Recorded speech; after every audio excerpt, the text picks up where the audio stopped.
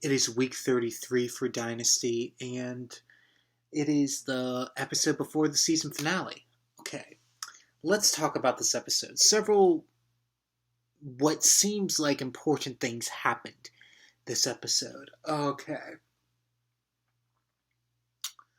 Fallon and Jeff's son comes home from the hospital in this episode, and they have this big hoopla of just, yay, the kid's home, but it gets destroyed by Steven because no one can ever truly be happy for too long in this series, and that's why we enjoy the series, because we just love seeing craziness and drama, and part of you has to wonder why we take such pleasure in seeing the rich get theirs, and Dynasty is an expression of that. But bigger things other than just that happened. Let's talk about Cecil had proposed to Alexis previously, and Alexis in this episode decides that she's going to accept the proposal because she wants to team up with him to destroy Blake. It's a very interesting idea, and it doesn't get a lot of attention. The biggest scene, it's not even the last scene in the episode. And this, to me, was the most important scene for Steven, for this character, for quite a long time. Quite possibly the most important scene to date, and definitely Al Corley's strongest scene. Steven didn't do anything. He didn't try and make love with this guy he picked up. Even though the guy was coming on to him, he had no desire to kind of go through with that or do any of that stuff. But everyone in the family assumes that he did. And he gets bummed, and he's disappointed in his family for thinking so little of him,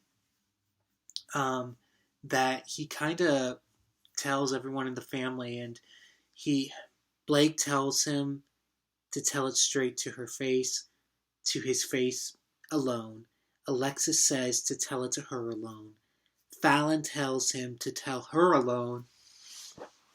But he tells everyone in the whole family.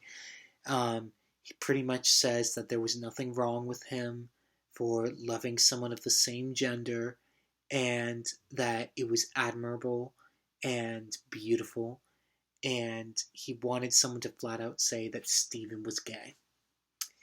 And Fallon is the only one who can speak, and Fallon, through her tears, repeats what he said.